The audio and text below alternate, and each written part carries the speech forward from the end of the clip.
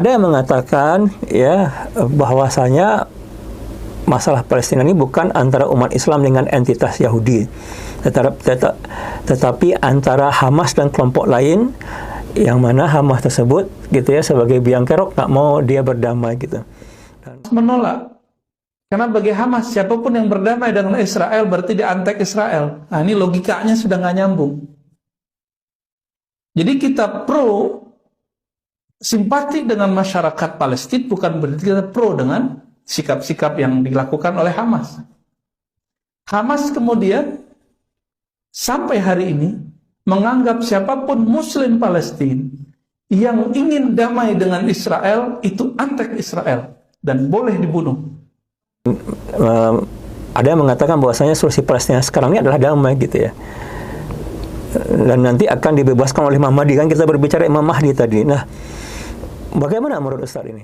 Ada sebuah kekeliruan berpikir ketika mengatakan bahwa khilafah tidak akan tegak kecuali dengan kemunculan Imam Mahdi. Lalu berikutnya mengatakan bahwa Imam Mahdi lah yang akan menegakkan khilafah dan Imam Mahdi lah yang akan menjadi khalifah yang pertama. Ini sesuatu yang tidak berdasar sama sekali. Karena kalau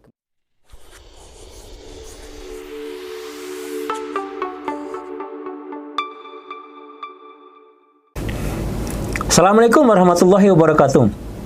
Teman-teman semua, selamat datang dalam podcast kerjasama antara Dakwah Hir Channel dengan channel Majelis Tuanku Kayo bersama guru kita, Ustadz kita, Ustadz Rozi Saferi Tuanku Kayo. Assalamualaikum Ustadz. Waalaikumsalam warahmatullahi wabarakatuh. Nah, Ustadz ya, dan juga teman-teman semua, kali ini kita akan berbicara topik tidak boleh berdiam diri dari perjuangan menegakkan khilafah dan hanya menunggu datangnya Imam Mahdi.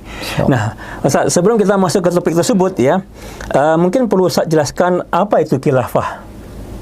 Baik, Ustaz Ardi. Bismillah, alhamdulillah, wassalatu wassalamu ala rasulillah wa ala alihi washabihi mawala. Jadi pertama harus kita tegaskan bahwa khilafah itu adalah ajaran Islam. Sebagaimana sholat, sebagaimana puasa, sebagaimana perintah-perintah yang lain. Dan dia punya definisi yang berbeda satu sama lain. Jadi kalau sholat itu adalah rangkaian dari perkataan, perbuatan, dimulai dari takbir, disudahi dengan salam, maka khilafah juga punya definisi syar'i. Di sini misalnya saya kutip dijelaskan oleh Imam Taqiyuddin Nabhani dalam kitab Nidhamul Hukmi fil Islam, bahwa khilafah itu adalah ri'asatun amatun lil muslimina jami'an fid dunya. Jadi kepemimpinan umum bagi kaum muslimin seluruhnya di dunia. Untuk apa? Liqami ahkami syar'il islami wali hamlid dakwah ilal alam, untuk menegakkan hukum-hukum syariat Islam dan untuk mengemban dakwah ke seluruh penjuru dunia. Oh, Masya Allah. Nah, seberapa pentingnya khilafah dalam konteks umat Islam di akhir zaman ini kalau menurut Ustaz?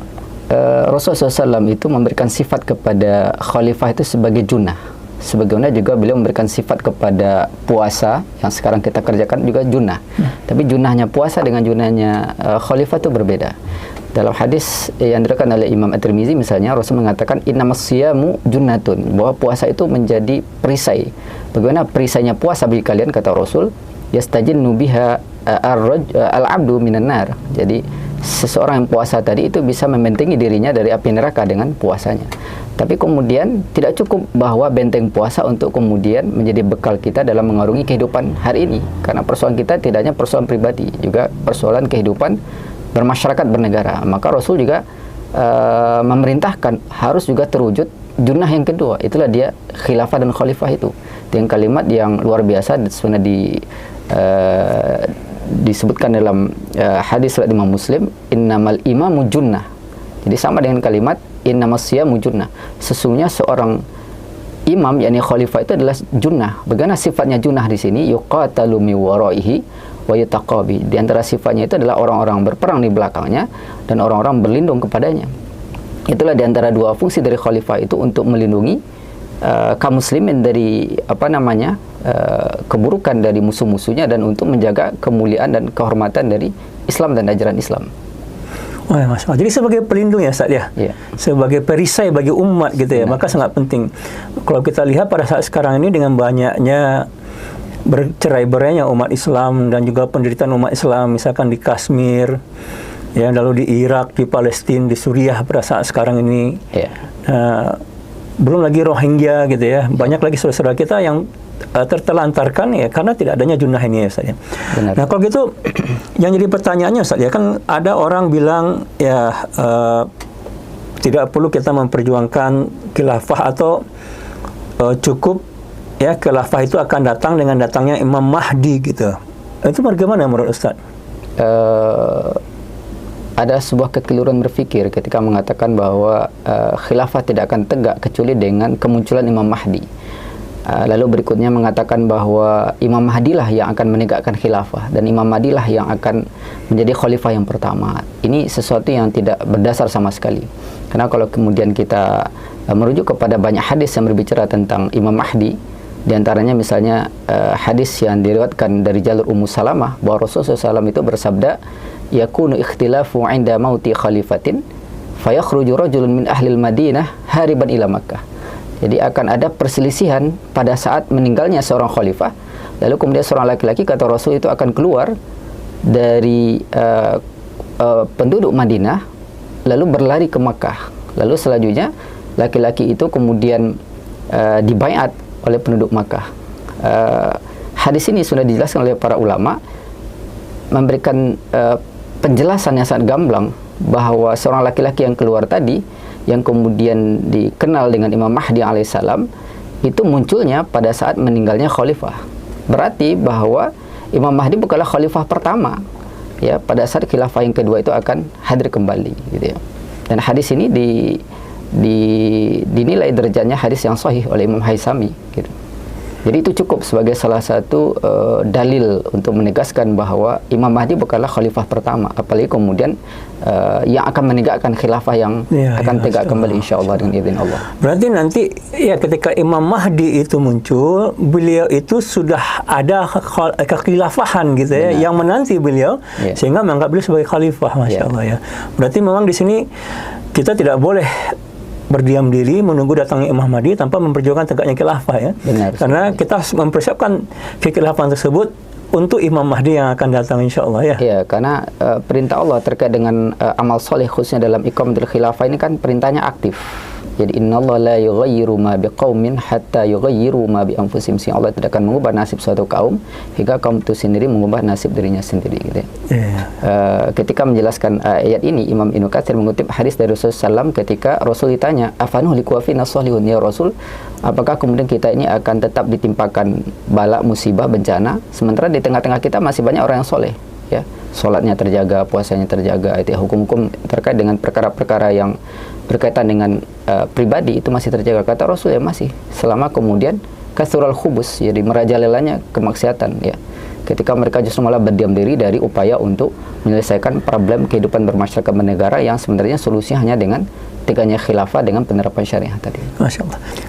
Tadi saya menyinggung ini Ustaz tentang penderitaan umat yang ada pada saat sekarang ini bercerai-berai gitu ya, ditindas contohnya di Palestina. Nah, dalam masalah Palestina ini ada yang mengatakan ya bahwasanya masalah Palestina ini bukan antara umat Islam dengan entitas Yahudi, tetapi antara Hamas dan kelompok lain yang mana Hamas tersebut gitu ya sebagai biang kerok tak mau dia berdamai gitu. Dan ada yang mengatakan bahwasanya solusi Palestina sekarang ini adalah damai gitu ya. Dan nanti akan dibebaskan oleh Imam Mahdi, kan kita berbicara Imam Mahdi tadi. Nah, bagaimana menurut Ustaz ini? Ya, ini adalah kekeliruan yang fatal berikutnya ketika kemudian mempersoalkan Palestina itu hanya sekedar masalah Palestina atau sekedar masalah Hamas dengan Israel atau mungkin sekedar hanya masalah bangsa Arab. Bahwa masalah Palestina itu harus diposisikan sebagai masalahnya umat Islam. Bahwa Palestina adalah tanahnya kaum muslimin, bahwa Palestina itu adalah kaum muslimin, innamal mu'minuna ikhwah. Maka cara sikap dan cara pandang kita harus dibangun dari cara pandang akidah, di mana kemudian Israel itu adalah negara penjajah, sementara pada saat yang sama tanah kaum muslimin, tanah Palestina itu setelah dicaplok ya oleh si penjajah tadi, yaitu sejak tahun 1948 sampai hari ini. Jadi kaum muslimin di Palestina itu sudah berteriak, yang barangkali teriakannya sudah kering gitu ya. Air matanya juga sudah kering dari permintaan tolong untuk kemudian dibebaskan dari cengkeraman penjajah tadi. Tapi sampai hari ini kita tidak bisa ngapa-ngapain gitu ya, karena tidak ada yang namanya junah tadi, perisai yang kemudian berfungsi sebagai yuqatalu mi wara'i wa yutaqabi, untuk berperang di belakangnya dan untuk berlindung kepadanya gitu. Sehingga akibatnya ya mereka harus menanggung sendiri akibat dari kezaliman dan penindasan dari Israel laknatullah tersebut.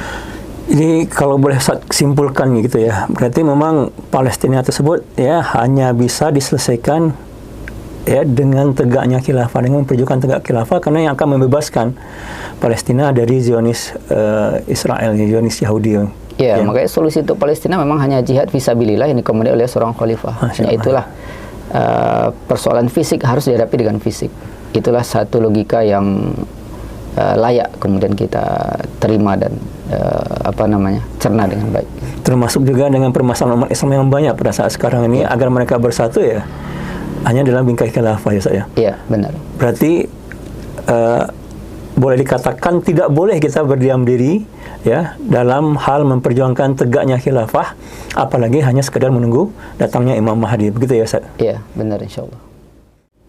Ya, jadi ini persis seperti apa yang Allah gambarkan di dalam Quran, wattaqu fitnatan la tusibanna alladziina dzalamu minkum khassah. Jadi takutlah kalian, kata Allah, kepada fitnah, ujian, cobaan, balak, musibah yang tidak hanya ditimpakan kepada perilaku maksiat saja di antara kalian gitu. Nah, lalu ada pertanyaan dari sahabat, kenapa kita yang tidak berbuat maksiat juga kena kepada balak musibah tadi? Karena kemudian ya kita mendiamkan diri dari adanya berbagai kemaksiatan itu berlangsung di tengah-tengah kita, sementara kita kemudian punya kemampuan untuk mencegahnya. Maka di sini letak pentingnya bahwa perubahan itu tadi aktif dan kita harus bersama-sama bersatu untuk berjuang untuk mewujudkan adanya junah tadi dalam rangka untuk menghilangkan berbagai kemaksiatan, bahkan puncak dari kemaksiatan yaitu dicampakkannya hukum-hukum Allah.